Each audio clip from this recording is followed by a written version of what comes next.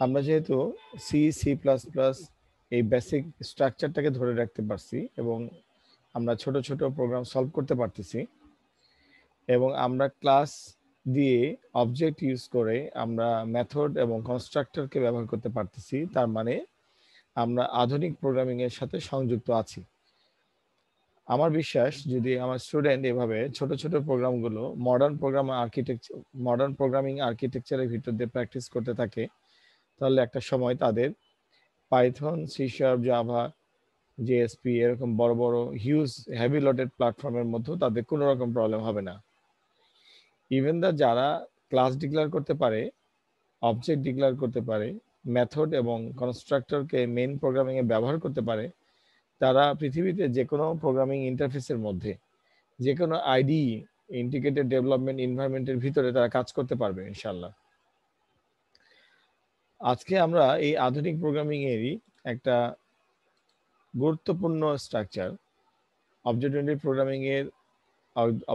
Programming আর্কিটেকচারের মধ্যে এটা পড়ে। সেই আর্কিটেকচারের মধ্যেই একটা গুরুত্বপূর্ণ মডেল হচ্ছে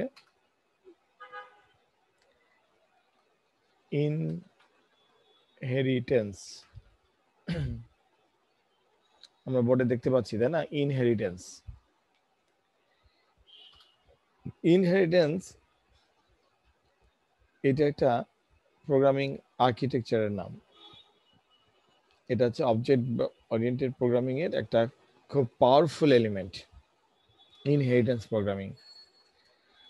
সাধারণত কোনো সফটওয়্যার ডেভেলপার কিন্তু প্রোগ্রামার একটা ক্লাস যদি ডিক্লেয়ার করে এবং একটি ক্লাসের মধ্যে তার প্রয়োজনীয় সকল মেথড ক্রিয়েট করে, তাহলেই তার প্রবলেমটা সলভ হয়ে যাবে। কিন্তু বাস্তবে এরকম সিচুয়েশন আসতে পারে যে তার একের অধিক ক্লাসের প্রয়োজন হয়, এবং যখন সে একের অধিক ক্লাস ইউজ করতে পারে তখন তার কোডিং এর রিডান্ডেন্সি এবং মেথডগুলোর অ্যাকুরেসি আরো বেড়ে যায়। সে ইফেক্টিভলি মেথডগুলোকে সব জায়গায় ব্যবহার করতে পারে। তো আমরা প্রথমে যখন ইনহেরিটেন্সটা শিখবো এখন, তখন এটা বোঝার চেষ্টা কম করব যে এটা কোথায় কেন আমি ব্যবহার করব। প্রথমে আমরা শিখবো স্টেপ 1 আজকে, সেটা হচ্ছে যে কিভাবে আমরা ইনহেরিটেন্সের আর্কিটেকচার দাঁড় করাবো, ইনহেরিটেন্স কিভাবে ইমপ্লিমেন্ট করব, কিভাবে একটি ছোট প্রোগ্রাম ইনহেরিটেন্সের মাধ্যমে সলভ করব। এরপর যখন ইনহেরিটেন্স কন্ট্রোলে চলে আসবে, তখন আমরা চিন্তা করব আসলে কোন সময় ইনহেরিটেন্স ইউজ করা উচিত আর কোন সময় ইনহেরিটেন্স ইউজ করা উচিত না। তো আমি আমাদের এশিয়ান ইউনিভার্সিটির অনলাইন স্টাডি পোর্টালে একটু ঠিক না, ভিজিট করি। এখানে ভিজিট করলে আমরা আমাদের যে লেসন প্ল্যান, আমরা সেই লেসন প্ল্যানে যাই, সেখানে আমাদের ইনহেরিটেন্সের লিঙ্ক আছে। সেই লিঙ্ক থেকে ভিজিট করলে আমাদের একটা রেফারেন্স থেকে যাবে, তাহলে স্টুডেন্টরা সেখান থেকে পড়তে পারবে। এখানে দেখা যাচ্ছে, আমরা দেখতে পাচ্ছি আমরা আসলে এতদিন এই লেভেল পর্যন্ত ছিলাম।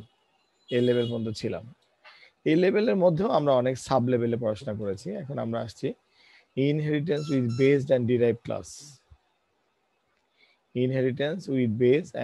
ক্লাস। ওকে, এই মেনুটাতে আমরা যাব। আমার মাউস তো দেখা যাচ্ছে, তাই না? Fine. Inheritance with base and derived class, আমি এখানে গেলাম। আমরা একটু ঠান্ডা মাথায় দেখি এখানে কি লেখা আছে। আমরা ডিটেলস থিওরি পরে পড়ব।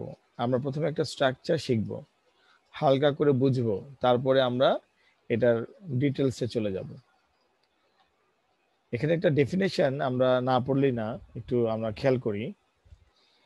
এখানে বলা হচ্ছে, আমি কিন্তু প্রথমে বলে ফেলেছি যে ইনহেরিটেন্স মানে আমরা যখন একের অধিক ক্লাস ব্যবহার করব আমাদের প্রয়োজনে, সেই আর্কিটেকচারটার নাম ইনহেরিটেন্স।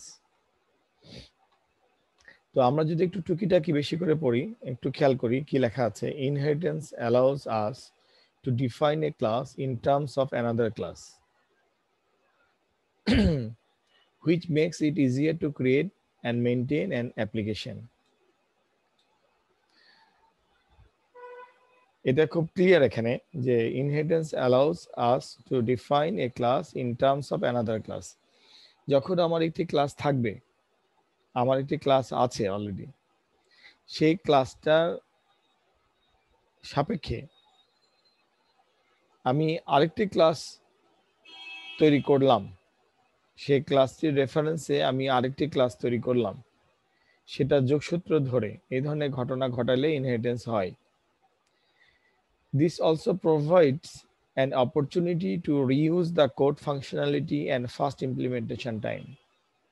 আমি আগে বলেছিলাম যে এটা কোডের রিডান্ডেন্সি কমে যায়, মানে রিইউজ করা যায়। ঠিক আছে, বিষয়টা কথাটা একই, আমি এটাকে অন্যভাবে বলেছিলাম। and fast implementation, খুব দ্রুত ইমপ্লিমেন্ট করা যায়। The programmer can designate that the new class should inherit the member of an existing class. That means new class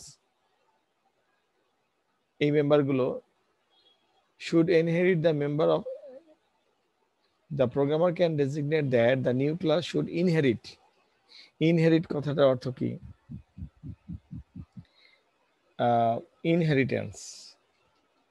inheritance কথাটার আমরা যদি বাংলা অর্থ খোঁজার চেষ্টা করি তাহলে এটার অর্থ আসবে হচ্ছে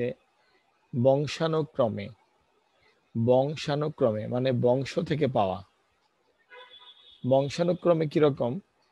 ফর এক্সাম্পল, আপনার দাদার একটা ফ্যামিলি ছিল, সো আপনার দাদার একটা ক্লাস ছিল, সেই ক্লাসের আওতায় সে ছিল, আপনার দাদি ছিল, আপনার বাবা ছিল, চাচা ছিল, ফুপি ছিল, অনেক মানুষ ছিল, আপনিও বেসিক্যালি সেই ক্লাসের আন্ডারে।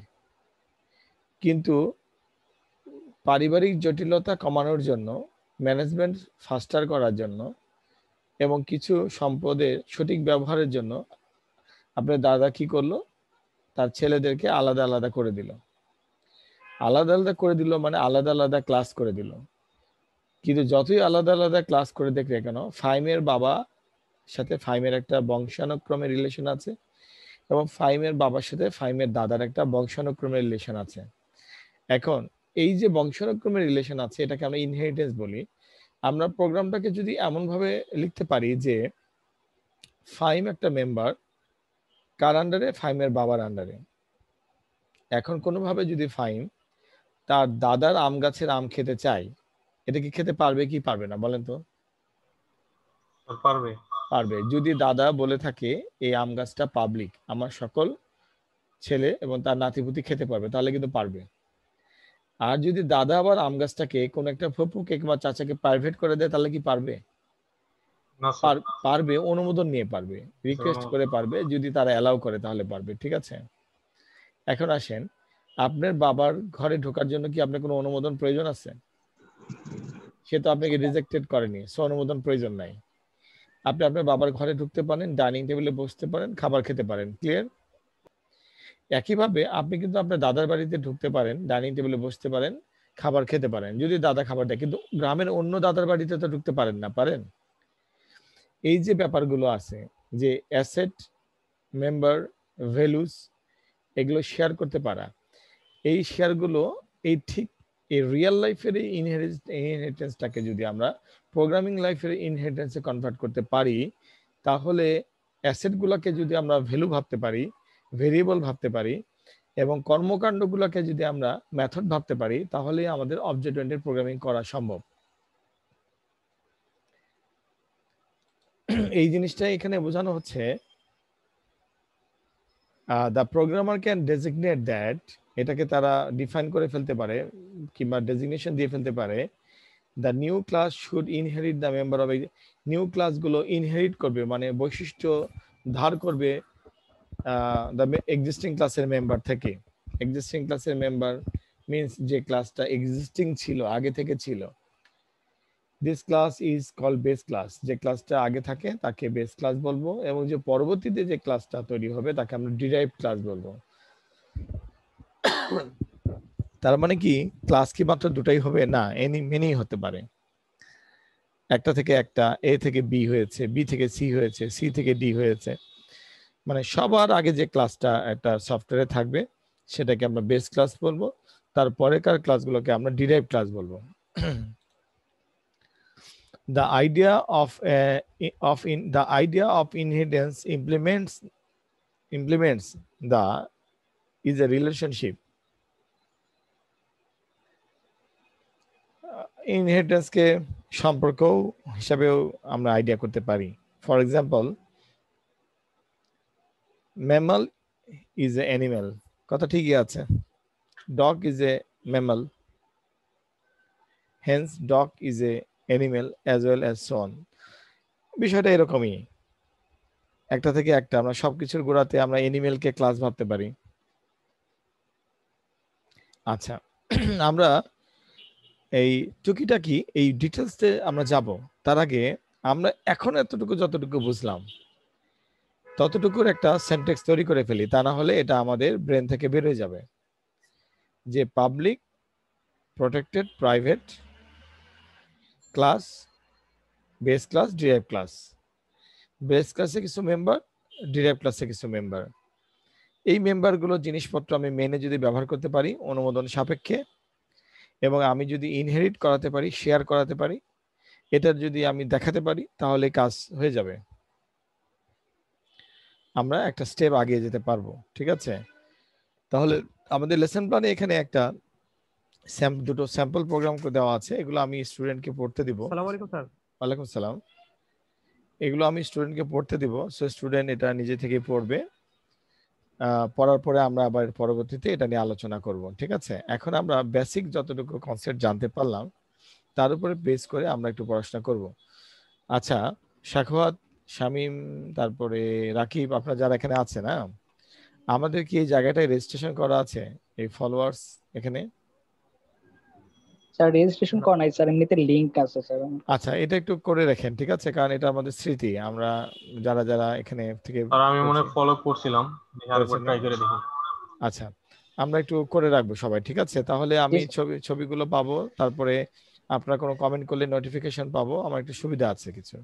জি স্যার। আচ্ছা, করে রাখেন কাইন্ডলি। এখন আমি একটু প্রোগ্রামিং এ ব্যাক করি। তো আমরা ইনহেরিটেন্স থেকে যে পয়েন্টগুলো পেলাম সেগুলো একটু নোট করি। বেস ক্লাস, ডিরাইভ ক্লাস, এরপরে আমরা মেন ফাংশনে যে আমরা কল করব কাকে, আমরা কল করব ডিরাইভ ক্লাসকে।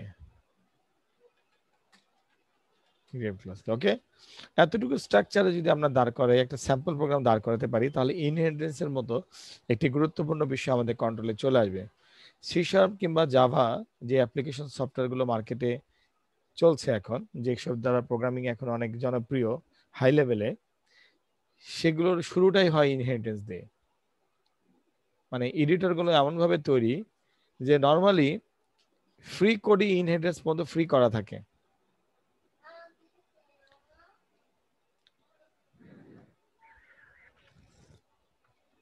আচ্ছা, সরি, তাহলে আমরা এই আর্কিটেকচারের উপর আজকে আমাদের লেসন প্ল্যান অনুযায়ী ডে কত, কেউ বলতে পারে? Day 6 sir. 6, ওকে, গুড। আচ্ছা,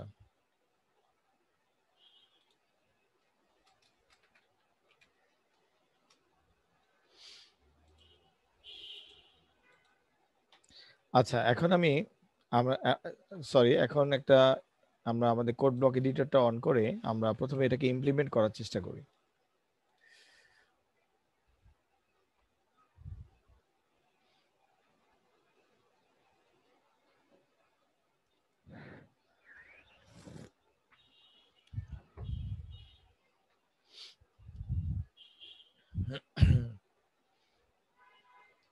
নিউ এমটি ফাইল প্রথমে সেভ করে নেই আমাদের কাজের সুবিধার্থে।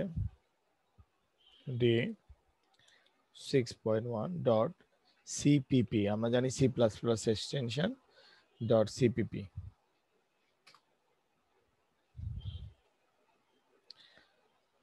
আচ্ছা, এখানে আমরা আমাদের সিনট্যাক্স অনুযায়ী আমাদের ছোটখাটো কাজগুলো আগে করে নেই। আইও স্ট্রিম। আচ্ছা, এই ফাঁকে একটু কথা বলে ফেলি, সেটা হচ্ছে যে আমাদের লাস্ট হোমওয়ার্ক কিন্তু আমি ফাইনাল করে ফেলেছি নাম্বারটা, কারণ আমাদের মানে ইউনিভার্সিটি কারিকুলাম অনুযায়ী হোমওয়ার্কগুলো এবং ক্লাস টেস্টগুলো একটা নির্দিষ্ট স্লটে হয়, আমাদেরকে এটা জমা দিতে হয়, ঠিক আছে? তো জি স্যার। আমি হোমওয়ার্কটা দিয়েছি এই জন্য যেহেতু you are doing job 6/7 days, তো এই জন্য চিন্তা করলাম যে বুঝে বুঝে সিঙ্গেল হোমওয়ার্ক দিলাম, তাহলে ওরা বাসায় বুঝে বুঝে করবে এবং করেছে অনেকে। এই জন্য আমি খুশি হয়েছি, আমি নাম্বারও দিয়েছি, কিন্তু আমি কিন্তু সবগুলো হোমওয়ার্ক পাইনি সবার কাছ থেকে। তো পুরাতন হোমওয়ার্ক দিতে পারেন, দিলে অ্যাটলিস্ট আমি সেখানে একটা অ্যাটেন্ডিং নাম্বার রাখবো যারা লেটে দিবে। কিন্তু দ্য মান্থ অফ অক্টোবর, এই মাসের একটা হোমওয়ার্ক আমি সেন্ড করব আজকে রাত্রে। তো এই মাসের হোমওয়ার্কটাও কিন্তু করতে হবে আর কি। তো দেখা যাচ্ছে যে এভাবে হোমওয়ার্ক 1 2 3 4 হয়ে যাবে, অনেকে দেখা গেল ফার্স্ট হোমওয়ার্কটাই করেনি, তো এটা একটা বিব্রতকর পরিস্থিতি হয়ে যাবে। তো স্যার এই আসলে জন্য মানে কারা কারা জমা দেয় না এটা জানাই দিলে ভালো হতো। অনেকের স্যার মেইলে সমস্যার কারণে হ্যাঁ যায় না, হ্যাঁ, কিন্তু আমরা সেন্ড করে পরে স্যার আমরা আসলে ইয়া করতে পারি না। আচ্ছা আপনাদের সেন্ড ফোল্ডার চেক করলেও তো পাবেন। জি স্যার, মানে মেন কথা হলো মাঝে মধ্যে স্যার আপনার বা নিজে পড়ে যায় বা আপনি চেক করেন না, বা মিস্টেক হয়ে যায় আর কি স্যার। স্যার জানাই দিলে যে আমার আচ্ছা সবার জন্য আচ্ছা সুবিধা হয়, যে আমরা কনফার্ম হইতে পারি যে আমরা আচ্ছা, আমি আপনি পাইছি আমি জিনিসটা। এখনই জিনিসটা বলি, যদিও বা আমি প্রোগ্রামটা অন করে রেখেছিলাম, এই মুহূর্তে আমার বলাটা ঠিক হচ্ছে না, তারপর বলি ফেলি, পরে ভুলে যেতে পারি।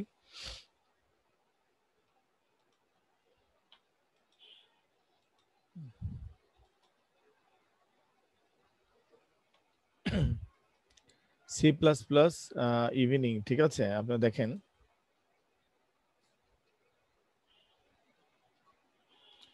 CSC 1200 ফল। ওকে, আমি 3টি হোমওয়ার্ক পেয়েছি। শামীম রেজা, সৈয়দ ফাহিম, আপনারা দেখতে পাচ্ছেন নিশ্চয়ই, তাই না? জি স্যার। আমি এগুলো সুন্দর করে ফরম্যাট করে ডিজাইন করে রেখেছি এবং কোনটা কোন ডেটে পেয়েছি সেটাও দেখতে পাচ্ছেন। তাহলে আমরা আপনারা বুঝে নেন যে হোমওয়ার্কটা কে কে পেয়েছি, কার কারটা পাইনি, ঠিক আছে? এবং একজনের হোমওয়ার্ক আমি ডবল পেয়েছি, এই যে 2 লেখা আছে যেখানে, ক্লিয়ার? জি স্যার। আচ্ছা ঠিক আছে, এখন আমি এতে ব্যাক করছি, আমাদের রিয়েল প্রোগ্রামিং এ ব্যাক করছি। তাহলে এখানে ছিল ইনপুট, আমরা জানি যে আমাদের header file include iostream using name space std integer main, sorry integer main তো আমাদের মেইন প্রোগ্রামের জন্য থাকবে, এটা আমরা নিচে নামিয়ে দেই। এটা প্রোগ্রামের C++ প্রোগ্রামে অবশ্যই মেইন বডি থাকবে। এখন অবজেক্ট ওরিয়েন্টেড প্রোগ্রামিং এর জন্য আমরা যে কাজটা করেছিলাম, আমরা ক্লাস ডিক্লেয়ার করতাম। সো এই ক্লাস কিওয়ার্ডটা আমি লিখে ফেললাম উপরে। তো বেস ক্লাস, তো বেস ক্লাসের নাম দিলাম বি নামে একটা ক্লাস। এটা আমরা এই পর্যন্ত বিদ্যা বুদ্ধি আমাদের আগে থেকেই আছে, আমরা এর আগেও এই কাজটা করেছি, একটা ক্লাস আর একটা মেইন। এবং ক্লাসের মধ্যে আমরা ক্লাসের সকল উপাদানগুলোকে ব্যবহার করে ক্লাসের কিছু ইনস্ট্যান্সকে আমরা অবজেক্টের মাধ্যমে মেইনে ব্যবহার করেছি, সব প্রোগ্রামিং এর মাধ্যমেই আমরা এটা প্র্যাকটিস করেছি। কিন্তু এখন আমরা আজকের লেসন প্ল্যান অনুযায়ী আমাদের একটি ক্লাস দিয়ে হচ্ছে না, একের অধিক ক্লাস লাগবে। সো আমি আরেকটা ক্লাস তৈরি করলাম, একটা বি একটা ডি।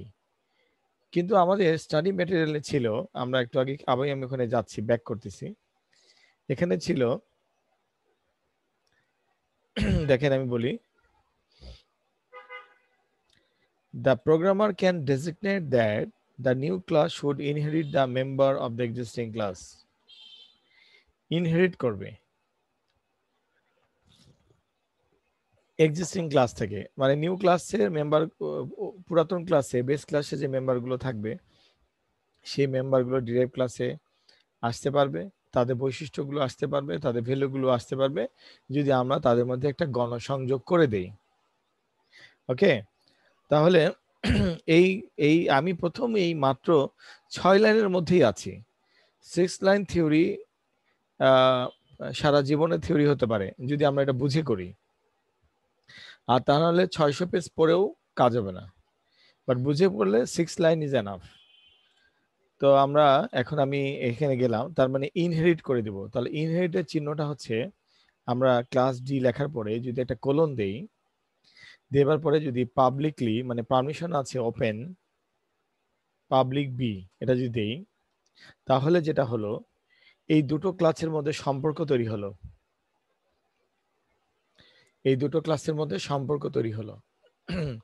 সম্পর্কটা কিভাবে তৈরি হলো? পাবলিকলি। সম্পর্কের পাওয়ার কেমন? পাবলিক, মানে কোনো কিছু প্রোটেক্টেড না, প্রাইভেট না।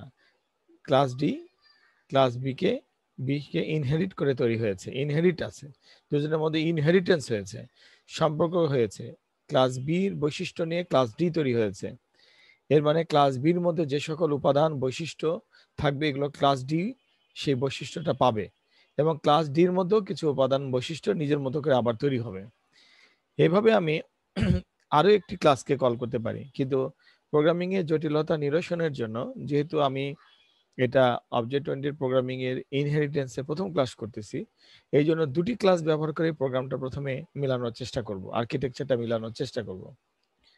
তো আমরা আগের প্রথাগত অনুযায়ী ক্লাস বির যে উপাদানগুলো থাকবে সেগুলোকে আমরা ডিজাইন করে ফেলি পাবলিক স্পেসিফায়ার আন্ডারে। ফর এক্সাম্পল, একটা ক্লাসের দুই ধরনের উপাদান থাকে। এক ধরনের উপাদানকে ভেরিয়েবল বলতে পারি, মেম্বার ভেরিয়েবল, আর একটা উপাদান হচ্ছে মেম্বার ফাংশন আর মেম্বার কনস্ট্রাক্টর, অথবা আমরা এটাকে মেম্বার মেথড বলেও কল করতে পারি মেম্বার ফাংশনকে। তো তাহলে আমি এই আর্কিটেকচারটা, সিনট্যাক্সটা টেস্ট করার জন্য ছোট ছোট কিছু কাজ করে এটাকে উপাদানটাকে ভাগ করি, যাতে করে আপনি ক্লিয়ার হয় যে একটা জায়গার ডাটা আরেকটা জায়গায় যায়। যেমন এখানে সেমিকোলন আছে, এটুকু কিন্তু আলাদা জগৎ, এটুকু একটা আলাদা জগৎ, এইটুকু একটা আলাদা জগৎ, তিনটি আলাদা জগতের ম্যানিপুলেশন হবে একটি জগতে।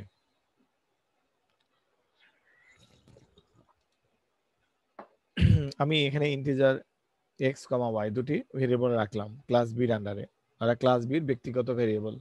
পাবলিক মানে ক্লাস বির ভেরিয়েবল, কিন্তু ডিতে এবং মেনে কাজ করানো যাবে। ওকে, ফাইন।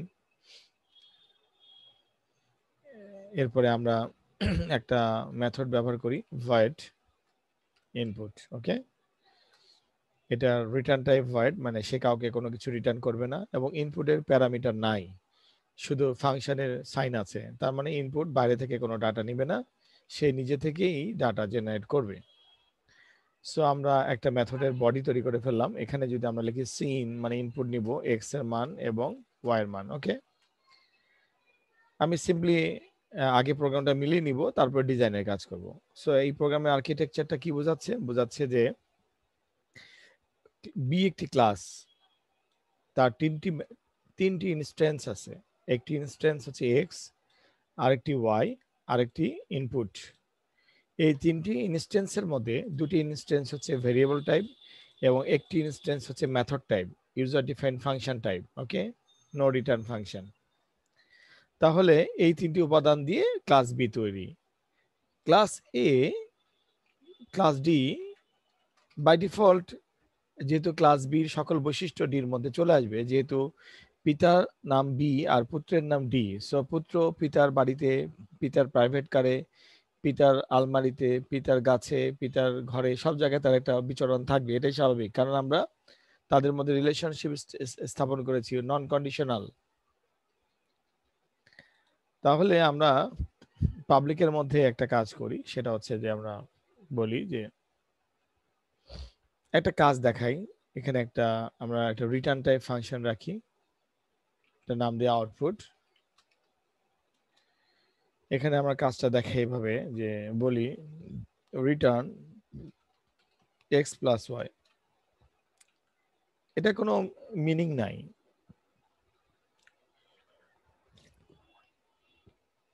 এটা আমাদের প্রথম প্রোগ্রাম, আমরা এখানে কোনো প্রবলেম সলভ করছি না, এখানে আমরা সিনট্যাক্স টেস্ট করতেছি। সো আমি বললাম রিটার্ন এক্স প্লাস ওয়াই। এখন আমি যদি মেইন বডিতে, আমার দায়িত্বটা কি? আমার মেইন বডির দায়িত্বটা হচ্ছে অবজেক্ট ওরিয়েন্টেড প্রোগ্রামিং এর প্রথম রেসপন্সিবিলিটি মেইন বডির, সেটা হচ্ছে অবজেক্ট ডিক্লেয়ার করা। তো আমি আগে তো আমরা আগের ক্লাসে আমরা টিউটোরিয়াল দেখলে বুঝতে পারবো যে আমরা ক্লাসের নাম লিখেছি স্পেস দিয়ে ভেরিয়েবলের নাম লিখছি।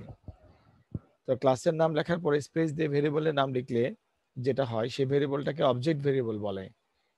এর মানে ক্লাসের মধ্যে যত উপাদান ছিল সেটা অবজেক্ট ভেরিয়েবলের মধ্যে চলে আসে। এই ধরনের ভেরিয়েবলকে আমরা কম্পাউন্ড ভেরিয়েবল বলে আখ্যায়িত করে আসছি। কম্পাউন্ড মানে ওর ভিতরে অনেক কিছু জোড়া লেগে থাকে, কম্পাউন্ড। আচ্ছা, ভালো কথা। এখন আমার ক্লাস তো দুইটা, তাহলে আমি কোনটাকে কল করব? আমরা যদি বি কে কল করি তাহলে শুধু বির উপাদানই মেইনের মধ্যে আসবে, বাট আমরা যদি ডি কে কল করি তাহলে ডিও আসবে, বিও আসবে। ডি ফর ডিরাইভ ক্লাস, মানে পরবর্তীতে যে ক্লাসটা তৈরি হয়েছে সেই ক্লাসটা কিন্তু বি ক্লাসের বৈশিষ্ট্য নিয়ে তৈরি হয়েছে, আমরা দেখতে পাচ্ছি লাইন নাম্বার 12-তে। তার মানে বুদ্ধিমানের কাজ হবে ডি ক্লাসটাকে কল করা, তাহলে বি এবং ডি উভয় ক্লাসের উপাদানই অবজেক্ট ভেরিয়েবলের মধ্যে আসবে। এই বিষয়টা যখন আমরা প্র্যাকটিস করতে পারবো তখন আমরা এর বিউটিফিকেশন বুঝতে পারবো। লুক এট হিয়ার, আমি ডি ক্লাসকে কল করেছি এবং অবজেক্ট ভেরিয়েবল ডিক্লেয়ার করেছি, আমি কিন্তু বি ক্লাসকে কল করিনি।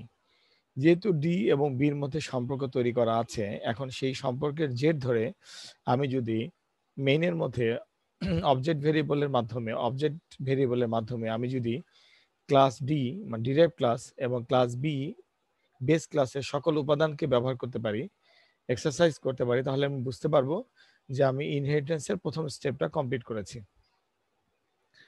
ওকে ফাইন, তাহলে আমি যদি বলি অবজেক্ট ডট, আমার ইচ্ছা হচ্ছে এখন ইনপুটটাকে কল করে ফেলা, তাহলে ইউজার কাছে কম্পাইলার ইনপুটটা চাইবে। ওকে, তাহলে আমি ইনপুটটাকে কল করে ফেললাম। যদিও বা এই অবজেক্ট ভেরিয়েবল দেখা যাচ্ছে ডির আলোকে তৈরি হয়েছে, ডিতে কিন্তু ইনপুট ফাংশন নাই, বাট তারপরে এটা কাজ করবে কারণ এখানে লাইন নাম্বার 12-তে ইনহেরিটেন্স করে দেওয়া হয়েছে, দে আর ইনহেরিটেড ইচ আদার। আচ্ছা, এরপরে আমরা বললাম অবজেক্ট ডট আউটপুট। আমরা যত মডার্ন প্রোগ্রামিং এ যাব আমাদের মেইন তত সিম্পল হবে এবং মেইন মডুলার হবে, অ্যাবস্ট্রাক্ট লেভেলে চলে আসবে। অনেক বড় জঞ্জাল প্রোগ্রামিং এর, কোনো কিছুই মেইন প্রোগ্রামিং দেখলে বোঝা যাবে না। মেইন প্রোগ্রামিং এ দেখলে শুধু সারি সারি মেথড এবং ফাংশন দেখা যাবে। তো যেহেতু আউটপুট ফাংশনের স্টাইলটা হচ্ছে সামনে প্রোটোটাইপ ইন্টিজার দেওয়া আছে, মানে সেই ইন্টিজার টাইপের একটু ভ্যালু রিটার্ন করবে, বাট সেই রিটার্নটা এখানে তো আমি কল করলাম, বা রিটার্নটাকে রিসিভ করার আমি কোনো মেকানিজম তৈরি করি নাই। তো খুব সহজ মেকানিজম হচ্ছে আমি এখানে সি আউট লিখে ফেলতে পারি। Okay, C out object dot output. তো আমরা সরি, আমরা দেখি যে এই প্রোগ্রামটাকে কম্পাইল করলে আমরা কি স্ট্রাকচার দেখতে পাই, কি ধরনের আউটপুট দেখতে পাই। আমরা এটাকে কম্পাইল করি। সো যেহেতু আমি ইনপুট ডিজাইন করে রাখছি, ইনপুট ফাংশন ডিজাইন করে রাখছি, সেই জন্য আমার এখানে কার্যটা ব্লিঙ্ক করতেছে হচ্ছে ইনপুট নেবার জন্য।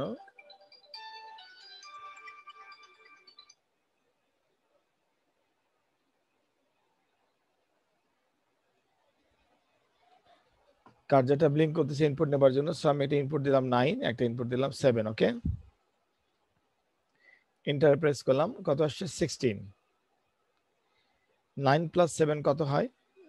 7 7 14 আর 2 16, 16 হয়। So it Returns properly. শেষ, আমাকে দুটো ভেরিয়েবলের মধ্যে আমি যেহেতু অ্যারিথমেটিক অপারেটর ইউজ করেছি, দুটোকে প্লাস করেছি, প্লাস করে রিটার্ন করেছি, সে একটা সঠিক সামেশন করে আমাকে আউটপুটে রিটার্ন করেছে। ইনপুট এবং আউটপুটটা নন ফরমেটিভ, মানে র ডাটা, এখানে কোনো ডিজাইন করা নাই। আমাদের এখন ডিজাইনের প্রয়োজন নাই, আমাদের প্রথমে বুঝতে হবে স্ট্রাকচারটা কি, অ্যাকচুয়ালি ইনহেরিটেন্স আমরা বুঝতে পারতেছি কিনা। ঠিক আছে, এখন এই প্রোগ্রামটার দিকে একটু তাকান সবাই, তাকায় একটু দেখেন, আপনাদেরকে 1 মিনিট সময় দিলাম, তাকায় দেখেন আগের প্রোগ্রাম সি প্রোগ্রামিং এবং এই প্রোগ্রামের মধ্যে জটিলতা কোথায়, কোনো ডিসিমিলারিটিস কিংবা সিমিলারিটিস কিংবা কোনো কনফিউশন আছে কিনা।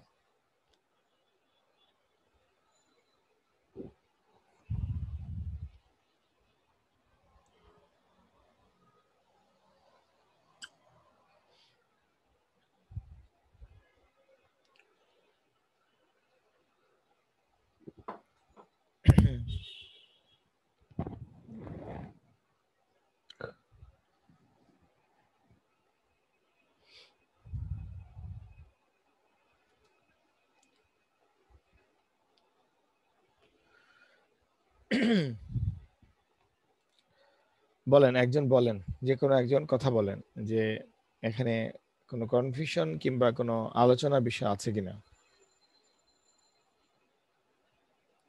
কিংবা আপনাদের প্রান্ত থেকে আপনার প্রোগ্রামটাকে কিভাবে বুঝতেছেন, আমার সাথে একটু কথা বলেন।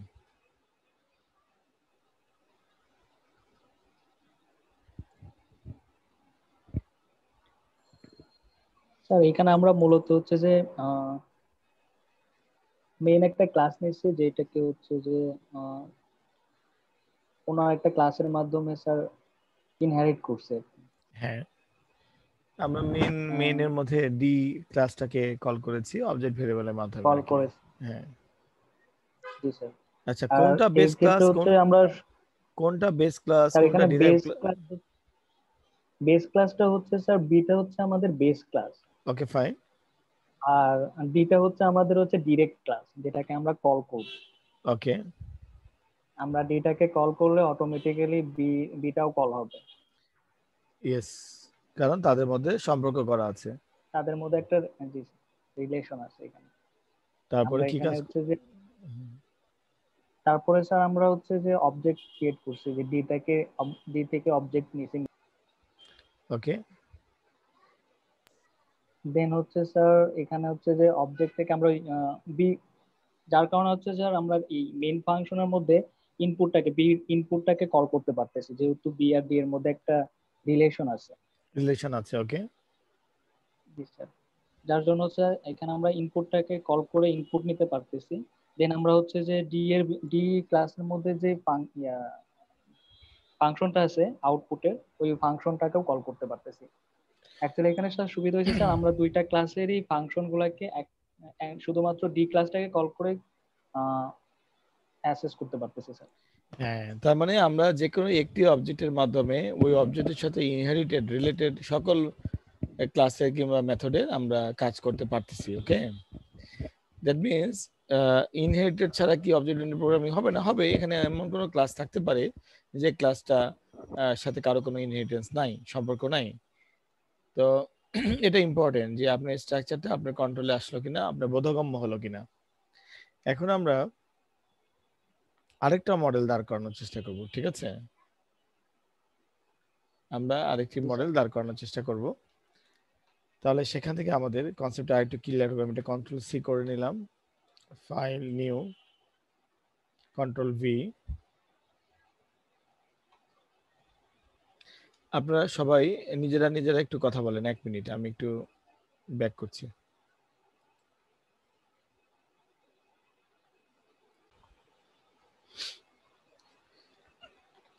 এটাকে সেভ করি, আগে সেভ করে নিই ডি 6.2। আচ্ছা, এই যে 6.2 সেভ করলাম, এই প্রোগ্রামটাতে দেখেন, একটু খেয়াল করেন, একটু পরিবর্তন আনি। পরিবর্তনটা কিরকম? এখানে আরেকটি ক্লাস তৈরি করি, ক্লাস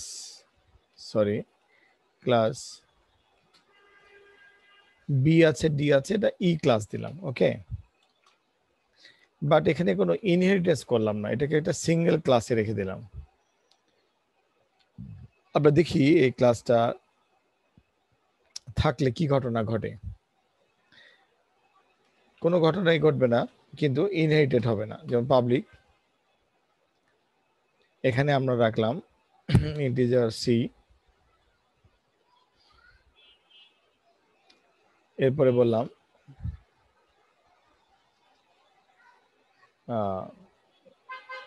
এরপরে সি ইকুয়াল টু একটা মান দিয়ে রাখলাম 0। সো এই ক্লাসের মধ্যে কোনো মেথড নাই, শুধু একটাই ভেরিয়েবল ডিক্লারেশন করা আছে, একটা ইনস্ট্যান্স। ওকে, আমি যদি এখন এই কাজটা করতে চাই, যেহেতু এটা অবজেক্ট ওরিয়েন্টেড প্রোগ্রামিং, আমার উপরে সবগুলোই ক্লাস, খুব ভেরি সিম্পল। আমি সি আউটটার পরিবর্তে আমি এখানে যদি বলি C equal to object of output, চরম বোকামি। কেন বোকামি? কেন সি ভেরিয়েবলটা এখানে ডিক্লেয়ার করা নাই, কিন্তু আমরা ভাবলাম এটা তো অবজেক্ট ওরিয়েন্টেড প্রোগ্রামিং, ক্লাসের ভেরিয়েবল মেইনে আসবে, দেখি আসে কিনা। আসে নাই, রেড কালার, মানে আসে নাই, এটা হবে না। স্যার আমরা তো কলই করিনি। হ্যাঁ, এখন যদি আমরা অবজেক্ট ডট সি লিখি তাহলে কি আসবে? তাহলেও আসবে না, কারণ সি ভেরিয়েবলটা এই অবজেক্ট ক্লাসের কোনো মেম্বারই না। মেম্বার না কেন? আমার অবজেক্টের নাম অবজেক্ট ক্লাসটা ডি থেকে তৈরি হয়েছে, ডির কাছে গেল, যে দেখলো ডির কাছে এই উপাদান আছে এবং ডি বির সাথে ইনহেরিট, সো বির উপাদানগুলো চলে আসলো, কিন্তু এখানে ইর কোনো সম্পর্কই নাই। এখন কি ঘটবে যদি আমরা ইকেও পেতে চাই? তাহলে আমরা এরকম যদি সিঙ্গেল কোনো আমাদের ক্লাস থাকে তাহলে আমরা সেই ক্লাসটাকেও কল করতে পারবো, এটা একটা আলাদা অবজেক্ট ভেরিয়েবলের মাধ্যমে। তার মানে আমি এটা প্রমাণ করতে চাচ্ছি যে একটি প্রোগ্রামে, একটি অ্যাপ্লিকেশনে একটি অবজেক্টেরই যে ছড়াছড়ি থাকবে তা না, আমরা একের অধিক অবজেক্টের রাজত্ব সেখানে তৈরি করতে পারি এবং সবগুলো অবজেক্টই একটা কম্পাউন্ড জগৎ হবে, যার ভিতরে অনেকগুলো বৈশিষ্ট্য, অনেকগুলো উপাদান, অনেকগুলো ইনস্ট্যান্স, অনেকগুলো ভেরিয়েবল, মেথড, এভরিথিং থাকবে। তার মানে আমরা এরকম আলাদা আলাদা মানে রাজত্ব এখানে ক্রিয়েট করতে পারি। তখন যদি আমি লিখি object 1.c equal to object of output, একটি অবজেক্ট ভেরিয়েবলে একটি অবজেক্টের, একটি ক্লাসের একটি অবজেক্টের কোন ইনস্ট্যান্স অন্য একটি ক্লাসের অন্য একটি অবজেক্ট থেকে মান নিতে পারে, এটা নিয়ে কোনো প্রবলেম নাই। সো আমি বিল্ড রান করি, দেখেন এখন কোনো এরর আসবে না, এখন কোনো এরর আসলো না। আমি 6 and 9 দিলাম, আউটপুট আসবে না কারণ আমি আউটপুট তো দেখাইনি।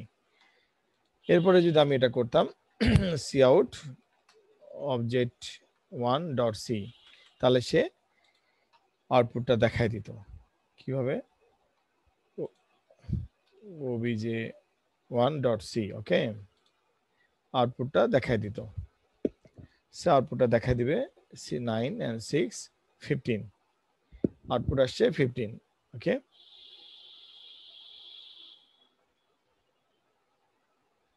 তাহলে এটা যদি হয়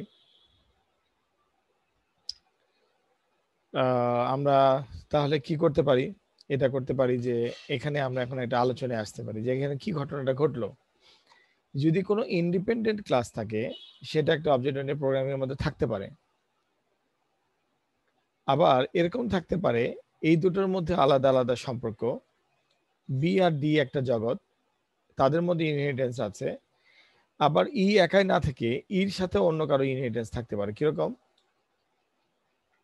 আমি যদি এই কাজটা করি, ইর সাথে আরেকটা সেকশন তৈরি করলাম পাবলিকলি ই, এটার নাম দিলাম, ক্লাসের নাম দিলাম এফ।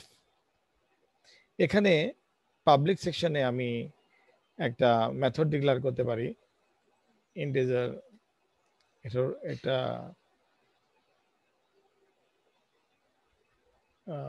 এটার নাম দিলাম ইনক্রিমেন্ট।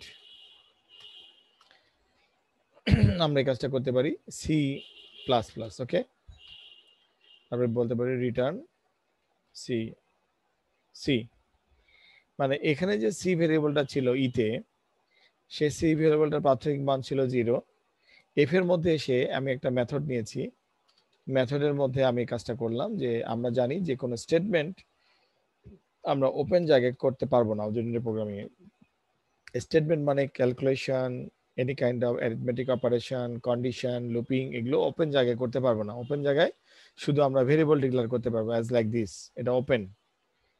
ই ক্লাসের এটা একটা ওপেন জায়গা, খেয়াল করে দেখেন। এটা আমি জাস্ট ডিক্লারেশন পার্টেই একটা পাবলিক সেকশনে আমি একটা ভেরিয়েবল ওপেন করে ভেরিয়েবল ডিক্লেয়ার করে সেখানে একটা ইনিশিয়াল ভ্যালু দিয়েছি, এটা পাবলিক প্লেস। কিন্তু আমি এরকম একটা পাবলিক প্লেসে ওপেন জায়গায় পাবলিক সেকশনের আন্ডারে ওপেন জায়গায় আমি কোনো স্টেটমেন্ট লিখতে পারবো না। সি প্লাস প্লাস এটা কি? এটা একটা statement actually. C plus plus মানে C equal to C plus 1, এটা সি প্লাস আমি সংক্ষেপে লিখেছি। রিটার্ন সি, এটা একটা স্টেটমেন্ট, এটা আমি ওপেন জায়গায় লিখতে পারবো না, এটা আমি একটা মেথড ক্রিয়েট করে দেখলাম এবং যে মেথডটা রিটার্ন টাইপ আছে ইন্টিজার, সে রিটার্ন করবে। তাহলে এখানে আমি যে কাজটা দেখতে চাই, তাহলে আমি এখানে কি করতাম? এখানে ই ক্লাসটাকে ডিক্লেয়ার করা আমার জন্য বেস্ট ছিল না এফ ক্লাসটাকে ডিক্লেয়ার করা বেস্ট ছিল? অবশ্যই এফ ক্লাসটাকে ডিক্লেয়ার করা বেস্ট ছিল। তাহলে এফ কে কল করলে আমি ই আর এফ পাবো, আর ডি কে কল করলে আমি সি আর ডি পাবো, ওকে। ডি কে যখন আমি কল করেছি তখন আমি সি আর ডি পাবো, আর আমি নিচে যখন এফ কে কল করেছি তাহলে আমি ই আর এফ কে পাবো। আমি যদি ই কে কল করতাম তাহলে আমি এফ কে পাতাম না। আচ্ছা, যদিও বা দুইটি ক্লাসের মধ্যে সম্পর্ক আছে, তারপর বেস ক্লাসকে কল করলে ডিরাইভ ক্লাস কোনো রেসপন্সিবিলিটি নেবে না, কিন্তু ডিরাইভ ক্লাসকে কল করলে বেস ক্লাস রেসপন্সিবিলিটি নেবে। ওকে, আমি আপনাকে এক্সাম্পলটা বলি। ফর এক্সাম্পল, শামীম, আপনি একটা বাইক কিনেছেন, ঠিক আছে, নিজের টাকা দিয়ে, নিজে জব করে। আপনার বাইকটা কি আপনার বাবা সেল করতে পারবে? শামীম আছে? শামীম আছে? জি স্যার। জি স্যার। হ্যালো। শামীম, হ্যাঁ স্যার। আপনি নিজে জব করে একটা বাইক কিনেছেন নিজের জি টাকা স্যার। দিয়ে, জি স্যার। আপনার বাবা কি সেটা সেল করতে পারবে? জোর করে পারবে? আইনত পারবে না। অনুমতি নিয়ে স্যার পারবে। অনুমতি নিয়ে পারবে, জোর করে পারবে, আইনত পারবে না। আপনি বেঁচে থাকা অবস্থায় হবে না, মালিকানা আপনার নামে। ক্লিয়ার? জি স্যার। কিন্তু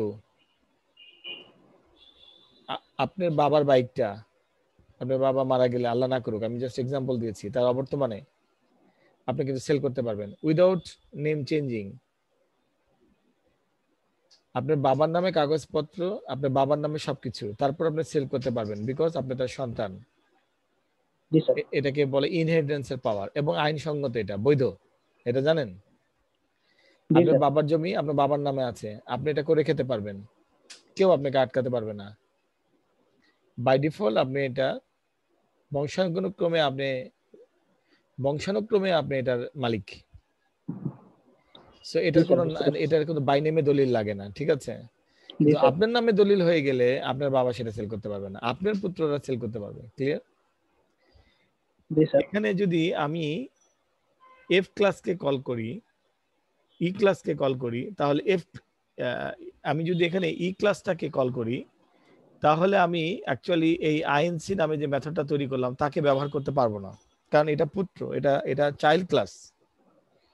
এখানে দুইটা জগৎ তৈরি করেছি আমি, একটা হচ্ছে ইআরএফ আর এটা হচ্ছে বিআরডি, ঠিক আছে?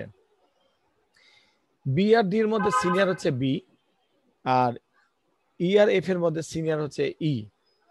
মানে বেস ক্লাস মানে যে বেস বি নামে ক্লাস তৈরি করতে হবে তা না। ডি আর বি, এখানে দেখা যাচ্ছে যে টোটাল 4টি ক্লাস আছে আমাদের এই প্রোগ্রামে। এই ভিডিওটা বারবার দেখবেন এবং এটা বোঝার চেষ্টা করবেন। এখানে আমাদের 4টি ক্লাস আছে, 4টি ক্লাসের মধ্যে 2টি ক্লাসের ধরন হচ্ছে বেস, তারা প্রথম পরিবার তৈরি করেছে। এখানে একটা বি আর একটা ই। ই থেকে এফ তৈরি হয়েছে আর বি থেকে ডি তৈরি হয়েছে। সো আমি যখন অবজেক্ট ডিক্লেয়ার করব, আমাকে সতর্কতার সাথে অবশ্যই ডিরাইভ ক্লাসকে তৈরি করতে হবে, তাহলে আমি বেস ক্লাসের ডাটা ব্যবহার করতে পারবো। যেমন আমি আপনাকে এক্সাম্পল দিলাম, আপনার বাইক আপনার বাবা সেল করতে পারবে না বাই ডিফল্ট, কিন্তু আপনার বাবার বাইক তার বর্তমানে আপনি সেল করতে পারবেন, কারণ বাবার সম্পত্তির মালিক সন্তানই হয়। আপনার ভাই বা আপনার ওয়াইফ কিংবা আপনার ছেলে মেয়ে সেল করতে পারবে ডিরেক্টলি, যদি আপনার কোনো ওয়ারিশ থাকে। তো এই যে ইনহেরিটেন্স টেকনিক রিয়েল লাইফের, এটাকেই object oriented programming a follow করা হয়েছে। এবং এখানে দেখেন আমি ডি এবং এফ কেন ইউজ করলাম, কারণ আমি জানি এফ কে কল করলে আমি ই কে পাবো, ডি কে কল করলে আমি বি কে পাবো। সো এখন আমি এই কাজটা করতে পারি যে একটা স্যাম্পল প্রোগ্রামিং কিন্তু আমরা এখানে করেছি, বেশি কিছু করি নাই। আমি কি করলাম, যখন আমি ডি অবজেক্ট আর এফ অবজেক্ট কি করলাম, অবজেক্ট অফ ইনপুট, এটাকে যখন আমি লিখলাম তখন আমি ইনপুট দিলাম, তখন আমার এই অংশটুকু কাজ করলো প্রোগ্রামের। এরপরে আমি আরেকটা ক্লাসের অবজেক্টের মধ্যে আরেকটা অবজেক্ট ক্লাসের মধ্যে একটা অবজেক্ট ভেরিয়েবলের মধ্যে আউটপুট ফাংশনটাকে কল করে ভ্যালুটাকে দিয়ে দিলাম। সো আমার প্রোগ্রামের এই অংশটুকু রান হয়ে গেল। ওকে, তাহলে আমি আমার সি কার মধ্যে আছে, সি আছে ইর মধ্যে। সো ইর কন্ট্রোলে সি আমার মান চলে গেছে, আউটপুটের মানটা চলে গেছে। এবং আমি যদি কোনোভাবে এখন এই মানটাকে এক ধাপ বাড়াতে চাই, মানে এক যোগ করতে চাই, তাহলে আমাকে আইএনসি ফাংশনটাকে কল করতে হবে এবং এটাকে রিটার্ন করতে হবে। সো আমার ob1.c রিটার্ন করার প্রয়োজন নাই। তাহলে আমি এখানে সি আউটটা না লিখি, নো প্রবলেম। আমি এখানে সি আউটটা না লিখে আমি যদি এই কাজটা করি, ও সরি, এটাকে আমার প্রয়োজনই নাই। আমি যদি এই কাজটা করি এখন obj1 আইএনসি। ওকে, তো গুড, বুঝতে পেরেছেন। এটাকে যদি আমি দেই আর এটার সামনে যদি আমি সি আউট দেই, তাহলে আমার কি হবে, যোগ করার পরে এক এক প্লাস করবে, যে রিয়েল মানটা থাকবে তাকে আবার 1 প্লাস করে আমার রিটার্ন আসবে। তো আমি যদি কম্পাইল এন্ড রান করি, রিটার্ন সি, এখানে আমি সেমিকোলন দিই নি, জন্য এরর দিয়েছে। আমি কম্পাইল এন্ড রান যদি করি, স্যার ওবিজে হবে স্যার। হ্যাঁ ওবি, সরি ওবিজে হবে, ওবিজে হবে।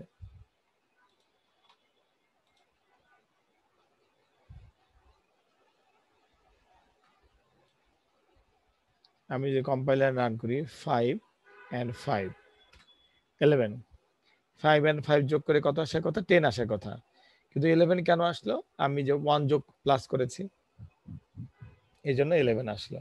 1 কোথায় প্লাস করেছি, আমি 1 প্লাস করেছি আইএনসি ফাংশনের মধ্যে, ওকে, মেথডের মধ্যে, আইএনসি মেথডের মধ্যে কল করেছি। এবং এখানে এই প্রোগ্রামটা একটা স্ট্যান্ডার্ড স্যাম্পল প্রোগ্রাম, যে প্রোগ্রামটা দুটো আলাদা আলাদা ক্লাসের জগৎকে মেনটেন করে। এখানে টোটাল 4টি ক্লাস আছে, দুটো ফ্যামিলি আছে, 4টি ক্লাস, দুটো ফ্যামিলি, দুটো ফ্যামিলির মধ্যে আলাদা আলাদা মেম্বার ফাংশন আছে, মেম্বার ভেরিয়েবল আছে। সেগুলোকে দিয়ে আমরা একটা ব্যবহার দেখিয়েছি কিভাবে একটি ক্লাসের সাথে একটি ক্লাস তার তথ্য আদান প্রদান করতে পারে, এবং কিভাবে একটি অবজেক্ট ভেরিয়েবলে যে আমার মেনে থাকতে হবে তা না, একের অধিক অবজেক্ট ভেরিয়েবল আমার মেনের মধ্যে থাকতে পারে। এই বিষয়টা আমাদের এখানে ফুটে তোলার চেষ্টা করা হয়েছে, এবং দুজনের মধ্যে লেনদেনও করা হয়েছে মেনে, মানে মেন ছাড়া, ক্লাস ছাড়াও যে ক্লাসগুলোর মেম্বারকে মেনের যেও লেনদেন করা যায়, তাদের মধ্যে ভ্যালু আদান প্রদান করা যায়, এটা এইখানে সেটাও ফুটিয়ে তোলা হয়েছে। তাহলে আমরা আজকের এই আওয়ারে যেটা শিখলাম সেটা হচ্ছে যে ইনহেরিটেন্স, এর মধ্যে কিভাবে বেস ক্লাসকে কল করা হয়, কিভাবে ডিরাইভড ক্লাসকে কল করা হয়, কিভাবে একটি প্রোগ্রামের মধ্যে একের অধিক ইনহেরিটেন্স থাকতে পারে, দুটো আলাদা আলাদা বেস ক্লাস, দুটো আলাদা আলাদা ডিরাইভড ক্লাস থাকতে পারে, এবং সেগুলোকে সম্মিলিতভাবে কিভাবে মেনে কল করা যায় এবং মেনের মধ্যে কিভাবে কাজ করা যায়। ওকে, এখন আমি একটু ব্যাক করি আমাদের স্টাডি ম্যাটেরিয়ালে। আমরা এখানে আসলে দেখতে পাবো, খুব ভালো করে দেখেন, আমি একটু ইন্ট্রোডিউস করে দিচ্ছি, এটা আপনি এই উইকের পড়া। সেটা হচ্ছে এখানে প্রাইভেট, পাবলিক এবং এটাকে কি বলে, অ্যাক্সেস স্পেসিফায়ার বলে, অ্যাক্সেস স্পেসিফায়ার বলে। এগুলো নামকরণগুলো বুঝতে হবে, কোনটাকে আমরা কি নামে ডাকবো। এখানে একটা ক্লাস তৈরি করা হয়েছে, এখানে বলা হয়েছে consider A base class shape and it's derived class rectangle as follows. মানে শেপ নামে একটি বেস ক্লাস তৈরি করে একটা কনসেপ্ট দাঁড় করানো হয়েছে, সেখানে রেক্ট্যাঙ্গেলের এরিয়া বের করতে পারে।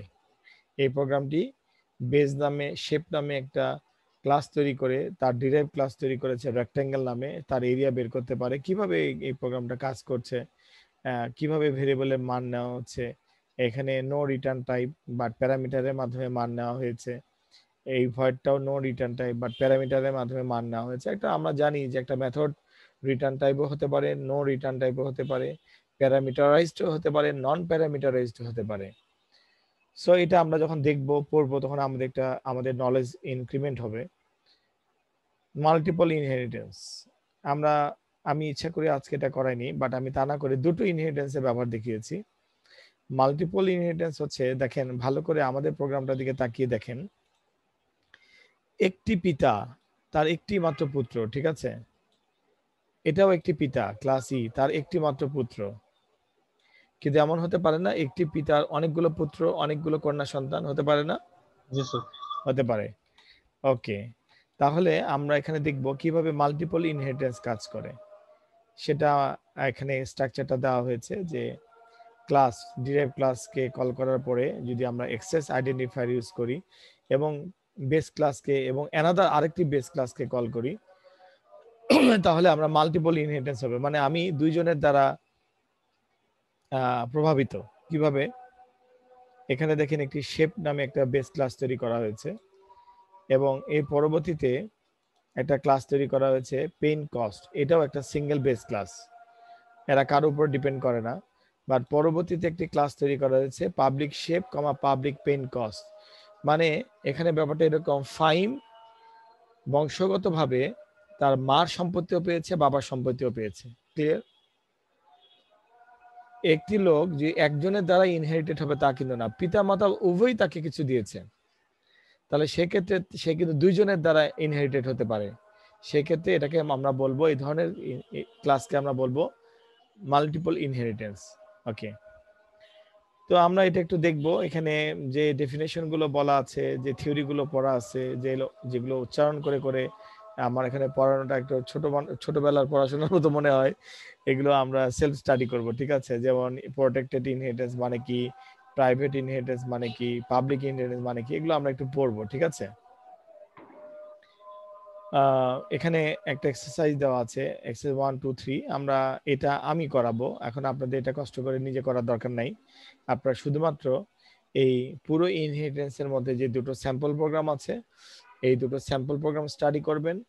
এই দুটো ইনহেরিটেন্সের মধ্যে যে আমি যে দুটো প্রোগ্রাম করালাম সেই দুটো প্রোগ্রাম তৈরি করবেন। এবং আমি আপনাদের আরেকটা কাজ দিই, সেটা হচ্ছে এই উইকে আমি আপনাদের তো একটা হোমওয়ার্ক দিচ্ছি, সেই হোমওয়ার্কটা করার চেষ্টা করবেন, মানে উইকটা নষ্ট করবেন না। এই প্র্যাকটিসের মধ্যে থাকলেই আপনারা ঠিক থাকবেন। তাহলে এটা আপাতত আমি অফিসিয়াল ক্লাস শেষ স্যার এটা করতেছি লিংক আজকে। স্যার দিয়ে দিন আমাদের। হ্যাঁ, দিয়ে দেবো। আজকের অফিসিয়াল ক্লাসটা শেষ করে ফেলতেছি। ওকে।